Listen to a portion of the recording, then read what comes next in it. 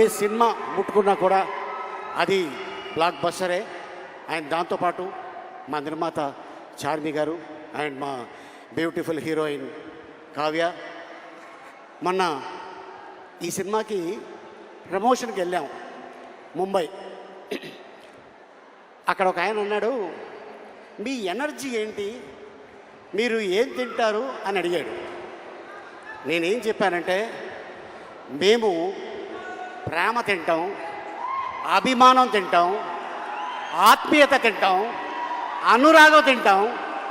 ఇవన్నీ తినటంతోనే అంత ఎనర్జీగా ఉంటాం. కాకపోతే ఒక ముద్ద ఎక్కువ రామ్ తింటాడు, ఎందుకంటే డ్యాన్సులు. ఆ డ్యాన్సులు చూశారు కదా, అద్భుతం.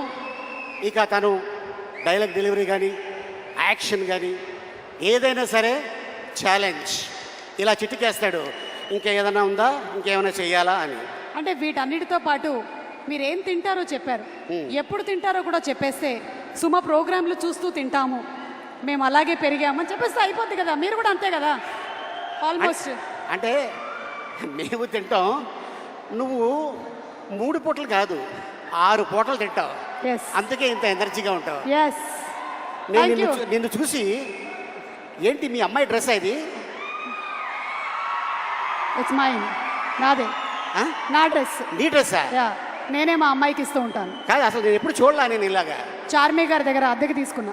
యాక్చువల్గా ఈ గెటప్లో మా హీరోయిన్ రావాలి, ఆవిడేమో చక్కగా చీర కట్టుకొచ్చింది, నువ్వేమో మేము రాంపోతినేని గారి సైడ్, ఓహో మీరు కావ్య తప్పర్ సైడ్. అందుకని మేము రామ్ గారి కోసం అని ఇట్లా వచ్చాం. Same age fans. Same age, same age, ఒక సంవత్సరం అటు ఇట్లో.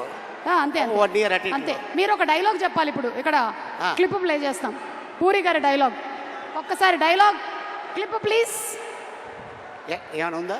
క్లిప్ జస్ట్ ఇప్పుడే ఇచ్చాను, అది క్లిప్ ఏమా క్లిప్. ఒరే పూరి గారి వైఫై డైలాగ్.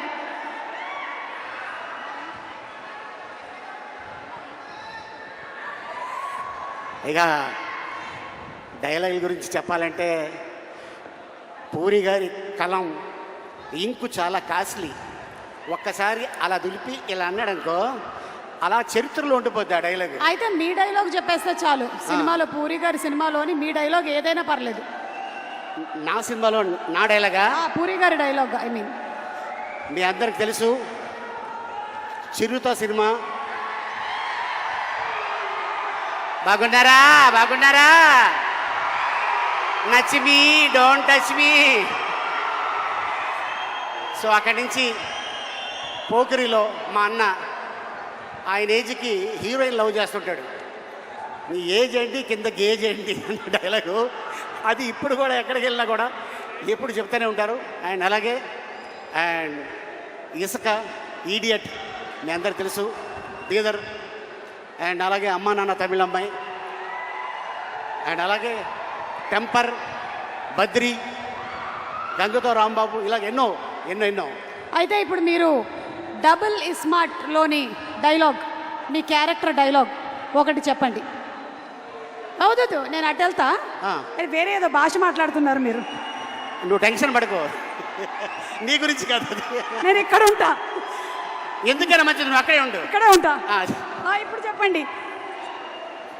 అంటే ఈ క్యారెక్టర్ని అమెరికా ఎక్కడో అవతల నుంచి తీసుకొచ్చిన character. With body language. Body language. దీంట్లో నా క్యారెక్టర్ పేరు బోకా. ఆ బోకా ఎలా ఉంటాడు, ఎలా వస్తాడు, ఏంటి అనేది మీరు 15వ తారీఖు చూస్తారు. బట్ మా సుమ అడిగింది కాబట్టి డెఫినెట్గా మీకోసం ఒక ఇంట్రడక్షన్ షాట్ నాది తీయటం జరిగింది. దాని వాకు, దాని సౌండ్, అది ఎలా ఉంటుంది.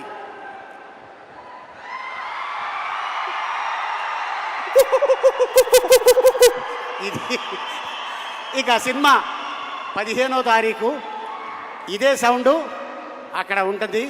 సో ఆ క్యారెక్టర్ వస్తే ఎలా ఉంటుంది ఏంటనేది డెఫినెట్గా మీ అందరూ ఎంజాయ్ చేస్తారు. ఈ సినిమాని 2 గంటల సేపు మీరు థియేటర్లో ఒకటి తర్వాత ఒకటి వస్తూనే ఉంటుంది. అంత అద్భుతమైన ఫీడ్బ్యాక్ ఇచ్చారు మా పూరి జగన్నాథ్ గారు. అలాగే ప్రజల్లో ఈ సినిమా ఎప్పుడు చూడాలని కోరిక ఉంది. ప్రజల్లోనే కాదు, మూవీ ఇండస్ట్రీలో కూడా ఈ సినిమా థియేటర్లో చూడాలి, ఆయన పెద్ద హిట్ కొట్టాలని మనస్ఫూర్తిగా టెక్నీషియన్స్తో పాటు నేను కోరుకుంటున్నాను. And thank you so much ఇంత అద్భుతమైన అవకాశం ఇచ్చినందుకు. అండ్ ఈ వేదిక మీద ఇందాక డాన్సర్స్ చేశారు. కళ వరంగల్లోనే ఉంది. మర్చిపోయాము ఒకసారి పాట ప్లే చేయమ్మా. ఆలీ గారు స్టెప్ వేస్తారు. ఏ ఇందాక పాట? డాన్సర్స్ చేసిన స్టెప్ ఫ్లిప్. వెనక్కి ఫ్లిప్పా? నెక్స్ట్ జన్మలో వేద్దాం. అయితే ఊరికే ఒక పాట జస్ట్ మ్యూజిక్. ఫ్లిప్ వద్దు. ఓకే, ఫ్లిప్ అయితే మళ్ళీ స్లిప్ అవుతుంది, అందుకని నో ఫ్లిప్, జస్ట్ డాన్స్, ఒక స్టెప్.